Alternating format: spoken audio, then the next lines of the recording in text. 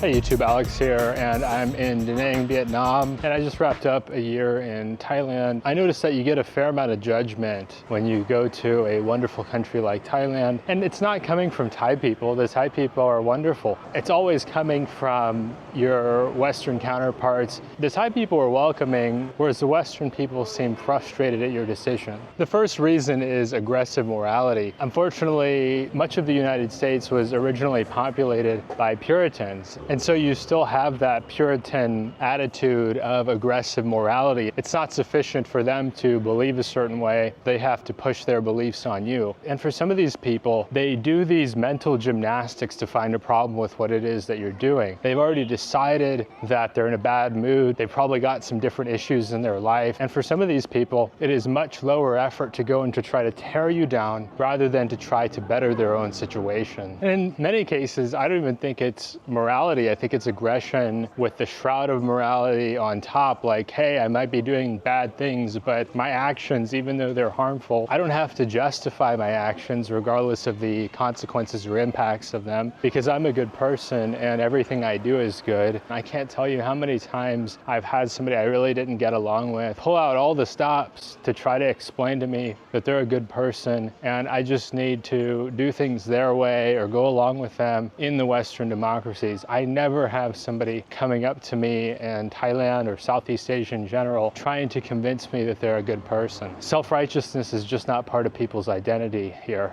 The problem that you run into when you conceptualize the world as good versus evil is you look at yourself as a good person and you've got to find an enemy, right? Good exists without evil. Batman cannot exist without the Joker. So there's this sense that no matter what you do, you're not going to meet this ever elevating moral criteria. The need to dominate and control seems to be very common in the Western democracies. You see this with the division, the unrest. You see this just in the fact that a lot of Western countries have devolved into low trust societies. People essentially don't trust each other. Moving on to point number 2, there is the nightlife scene in Thailand. A lot of people in the West that have never been to Thailand, that's all they think about, that's all they know, because they want to feel that sense of superiority that goes hand in hand with aggressive morality. I'm entitled to treat people this way because I'm superior. I notice they never critique people who go to Las Vegas. They never critique people who want to go to Miami. That's perfectly acceptable. But when somebody wants to go to a different part of the world where they haven't been, they don't know anything about any more than anybody else does, because all they've seen of Thailand or heard of Thailand is through secondhand sources, through the popular media. They don't have any boots on the ground experience. They don't know what it's like to actually live in Thailand, even to visit Thailand. It's like they have this blind spot where they assume that their exposure to knowing about Thailand is totally accurate and not sensationalized, which a lot of Western media is sensationalized to make Western people feel better about their place so that they'll stay there and keep paying taxes and keep making rich people a lot of money. These people don't judge somebody for going to Las Vegas and say, oh, look, they're a degenerate games player, or somebody that goes to Miami, oh, you know, they want to partake in the dance club party favors. It's always, oh yeah, well, they're going to Las Vegas to go live it up. They're going to go see the beautiful shows. They don't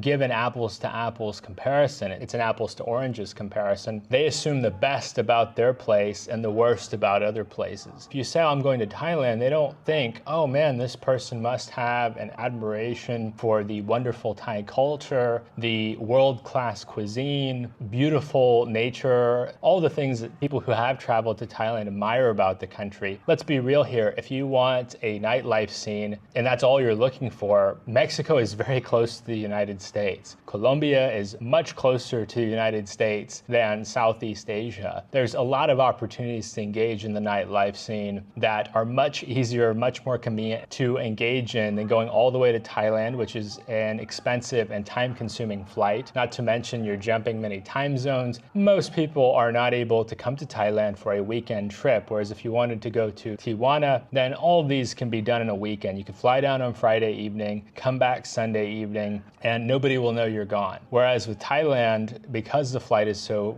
long, and because it's more costly, most people are going for an extended period of time where your absence is much more likely to be noticed. I'd say the shortest amount of time most people come to Thailand is at least 1 to 2 weeks. They're never acknowledging that there's a million reasons to go to Thailand. Pre-pandemic, Bangkok was the most visited city in the world. It's working its way back up there right now. There's something for everyone. If you're a fan of temples, you can enjoy that. If you are a fan of the world-class dining options, Bangkok is one of the best food cities in the world. For me, it's up there alongside Lima, Peru. Nobody's going to Bangkok and unhappy with the dining options. You could admire the architecture. There's a lot of interesting architecture and influences from all over the world. If you learn about the architecture in Bangkok, which I recommend you check out Bangkok Pat if you're a fan of the architecture, you see it's not just the brilliant Thai architects that have an influence there, but it's also architects from Japan, Korea, from Europe, and from all over the world. So there's also this international kind of vibe that you have when you're there that may not exist in your home country, especially if you're not in a big city. I know if you're looking for something that's cosmopolitan, vibrant, interesting, you're seeing people from all different walks of life, you can experience that in Bangkok. If you want to be critical of the nightlife scene in Thailand, compare it to Las Vegas, compare it to Miami, I think a lot of Americans, if they traveled to Thailand, would be shocked at how much better it is in many different ways. Oh wow, it's safe to walk around at all hours. I can go and have a delicious meal at 1 o'clock in the morning for $2. These shopping malls are safe. I think safety is one of the biggest things you'll notice coming from a major Western city if you go to Thailand. It's just so refreshing.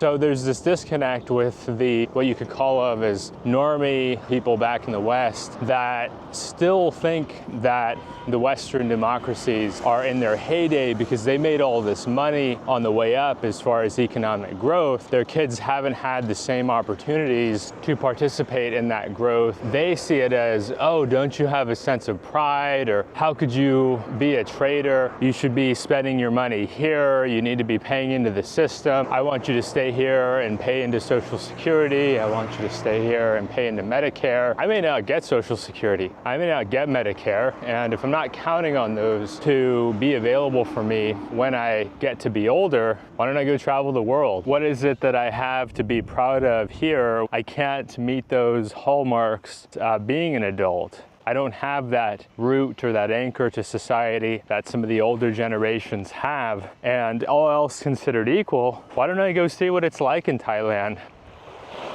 I could be off on a beautiful beach. I could be learning a different language. I could be understanding a different culture. Maybe I might meet a significant other overseas. I think on both sides of the aisle, in terms of young people, there is that lack of pride. People have different reasons as to why they feel that way, but it seems much more common in 2024 to, at least for young people in the US, to not be super hopeful about the future, to not be super excited about the future, maybe to have a sense of dread or anxiety about the future. They're wondering, are there other places I can go where maybe people don't feel this way? I mean, I've been to close to 20 countries at this point. It's a common thread in a number of countries I go to that people are proud. People are proud of their country, they're proud of their culture, they're proud of their cuisine, proud of the natural beauty. There's this sense of identity that I think a lot of young people in America don't have for different reasons. They see overseas where people don't feel ashamed of who they are or where they're from or what their country is doing on a global scale. And it's refreshing. It's refreshing for me to go to a different country and to talk to young people and for them to say, oh, I love my country, I'd never leave. There's this mistake a lot of these patriots back home think everybody wants to live in America.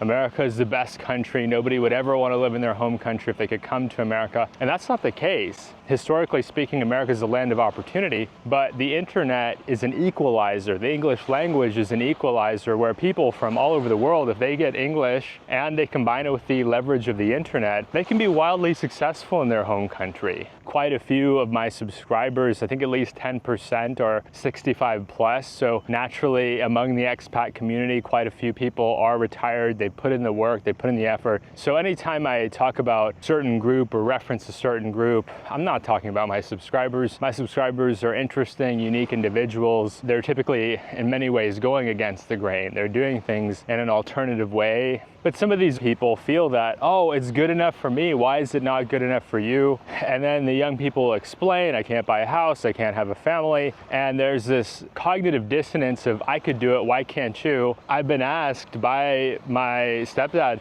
when am I gonna have grandkids? It's like, dude, I don't know, man. I don't know if you are gonna have grandkids. And so there's this existential fear of, now not only are the young people not hitting their milestones, but now a number of the older generation feel the same way. So that was point number 3. The number 4 reason you get judged for going to Thailand is jealousy. A lot of people are simply jealous that you're in a beautiful country with friendly people, a very strong culture where people have a sense of pride. There's order. There's not crisis after crisis, as is the case in the US. People have a sense of civility where people treat each other with respect and kindness, where there's still this sense of social cohesion. They look around their neighborhood in the United States where people don't talk to each other, people don't know their neighbors. You live this kind of box life where you live in the box, you get in the box to go to the box, you live in your house, you get in your car to go to the office. They see people living outside, spending time outside, not stuck inside, eyes glued to the TV in fear. They see content like mine where you can see that the people are relatively happy, relatively content with their lives, may not be quite as materially wealthy, but still seem to have a lot going for them, have a sense of purpose and meaning. They're not stuck in this perpetual hopelessness that you see in a lot of the United States. I do reference the US a lot because 40% of my viewers are actually from the United States. And so when these people see these vloggers or content creators putting out content about, oh wow, look at what a great time I'm having in Thailand. Oh wow, I lived in Thailand. You told me how bad it was going to be. And my experience totally contradicted that. My experience was wonderful. I like to spend more time in Thailand.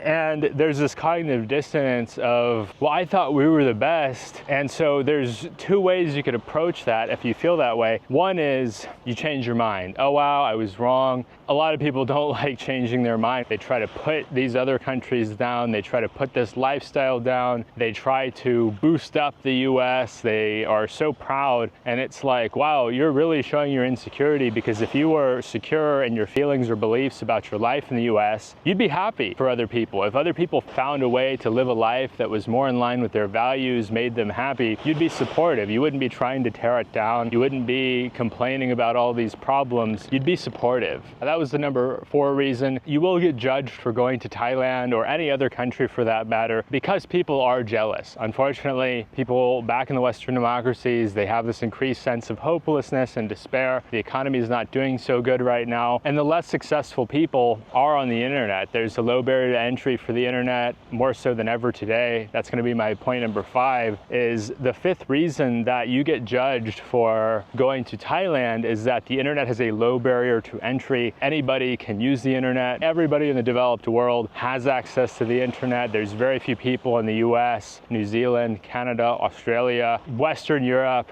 that don't have access to the internet. And so in the past, you had to be kind of a nerd. You had to be kind of a geek to be online, to be using the internet. They've abstracted away a lot of the difficulty associated with being online. In the past, you used to have a higher education level or a kind of innovative mindset to be able to use the internet, and now everybody can use the internet. You go and look at Facebook comments, people are bickering, people are fighting with each other. I know some of that is exacerbated by bots or botting, people who build bots to sow discontent or unhappiness, but it works both ways. I've definitely seen what looks like bots talking bad about all these other countries, trying to protect American soft power, which is in decline from my observation. People don't really use the internet to learn new things as much as they use it to reinforce what they already believe. I can't tell you how many people in my hometown have told me, oh, you're going to this country? Well, I heard this and I heard that and I saw that on TV, and they start playing this. Well, what aboutism? What about this and what about that? In the past, to learn about a different country at all, you'd have to pick up a book and read, meaning that it was mostly literate people with strong reading skills or people wealthy enough to travel abroad, former military members that served overseas. Times change. Medellin, Colombia is a great example of this. I was there about 3 years ago. It's totally changed from what a lot of people think of when they think of Medellin. They look at the more difficult times in Medellin and they think, oh, it's still like that today. That's not the case. There are very few places that are exactly the way they were 30, 40 years ago. I would say there's a limited number of places that are the way they were even even 10 years ago, 15 years ago, much less 20, 30, 40 years ago. One of my favorite Naval Ravikant quotes is, social media brought everyone together just to tear everyone apart.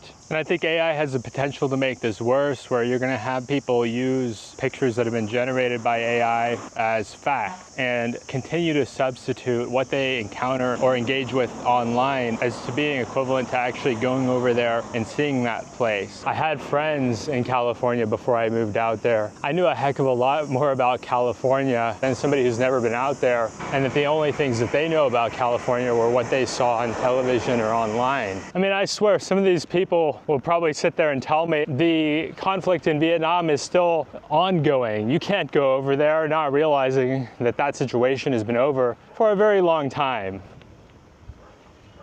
These days, Vietnam is gorgeous, feels very safe. I feel much safer here than in the States for the most part. So this has just been a brief explanation of why I think you'll get judged for going to Thailand. It's by no means an exhaustive list. If you could think of any reasons as to why you might get judged for going to Thailand, let us know down in the comments below. How was your decision to come to Thailand or Southeast Asia, countries like Vietnam, received by the people in your life? Hopefully it was a positive reception, but if it wasn't, it helps to generate interesting discussion. Give us a thumbs up if you enjoyed the content. It helps with the algorithm. And finally, if you like this content, you want to see more content like it, subscribe to the channel down below, and we'll see you soon.